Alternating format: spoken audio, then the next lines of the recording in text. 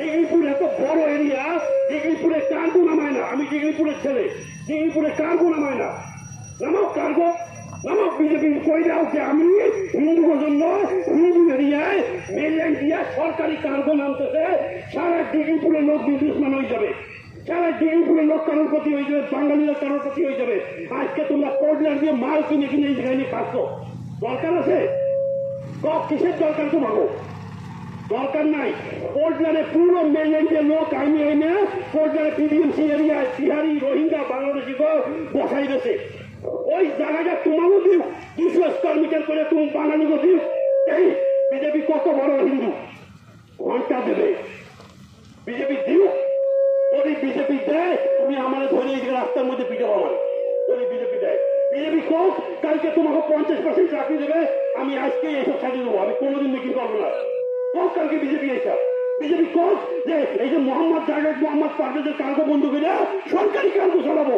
Coke একবার, আমিও দেখি একবার কোক, একবার করে দেও।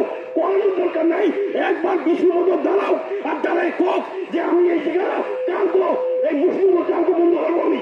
কোক, আমার ভোটের দরকার নাই, তোমার সাপোর্টের দরকার নাই, তোমার পয়সার দরকার নাই, তোমরা সাপোর্ট বিজেপিতে করো।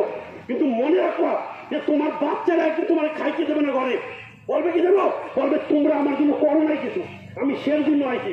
এই যে যত ছেলে মেয়ে আছে না, বাবা মা যত আছে, তুমি মনে রাখবা তোমার বাবা মা যদি তোমার জন্য কিছু না করে, তা তোমার বাবা মা বাচ্চাদের কিছু চাওয়ার অধিকার নাই, কোন চাওয়ার অধিকার নাই। আর আমি যদি এই জায়গায় দাঁড়াই আসছি তোমার জন্য করতেছি, আমি আমার ছেলের জন্য আমি করতেছি। কেন কি আমি জানি যে যদি আগামীকে আমাকে এই জায়গা দিয়ে যাওয়া লাগে, আমি কোন জায়গায় যাব? আমি দিল্লির না, দিল্লিতে আমি কাজ করি, কিন্তু আমার তো আসে ঘুরে ফিরে আমার আন্দামানে খাল আছে, সেই জন্য আমি আইছি। তোমাকে 1 টাকার দরকার নাই। তোমাকে খালি মনে রাখবা যে বিজেপি হোক বা কংগ্রেস হোক, তোমাকে বানায় বড়, আর কিছু না। ঠিক আছে স্যার, এবার 2টা কথা বলো, তোমার গলা ব্যথা হয়ে গেছে। ঠিক আছে,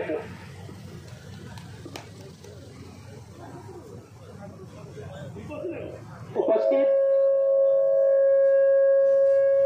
মাইকটা ঘুরো না এদিক ওদিক। আমার ছোট ভাই মনোজ পাল, এনডিসি সেক্রেটারি, আমার গ্রামবাসী বৃন্দ, উপস্থিত গুরুজনেরা,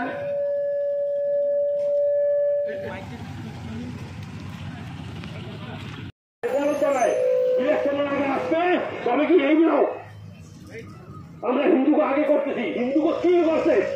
আগে 10 বছর দিয়ে জানো যে হিন্দুরা চাইতে রাস্তা নাই, হিন্দুদের জন্য কি করছে তুমি আমার কও?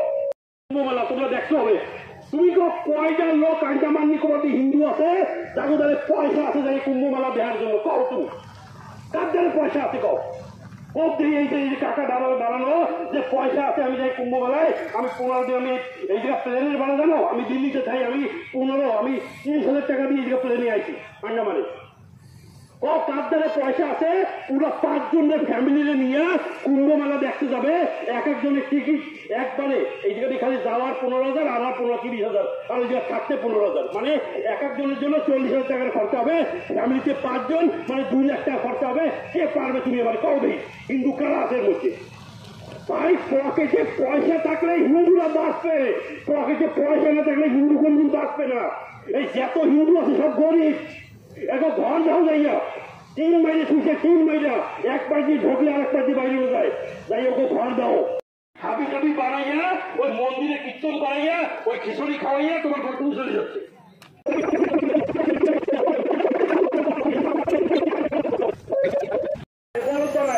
ইলেকশনের আগে আসবে তবে কি এই নাও আমরা হিন্দুকে আগে করতেছি। হিন্দুকে কি করছে?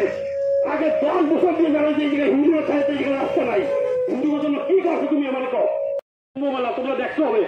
তুমি কয়টা লোক আন্দামান নিকোবরে হিন্দু আছে যাদের দ্বারা পয়সা আছে যে কুম্ভমেলা দেওয়ার জন্য? কও তুমি কার দ্বারা পয়সা আছে? কও কোপ দিয়ে এই যে কাকা দাঁড়ানো যে পয়সা আছে, আমি যাই কুম্ভমেলায়, আমি 15 দিন আমি এই জায়গা প্লেনের ভাড়া জানো, আমি দিল্লিতে যাই, আমি 15 আমি 30,000 টাকা দিয়ে এই জায়গা প্লেনে আইছি আন্দামানে।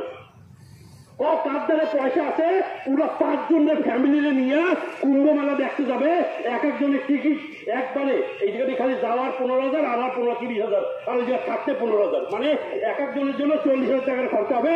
ফ্যামিলিতে 5 জন মানে 2 লাখ টাকা খরচা হবে। কে পারবে তুমি এবার কও দেখি? হিন্দু কারা আছে এর মধ্যে?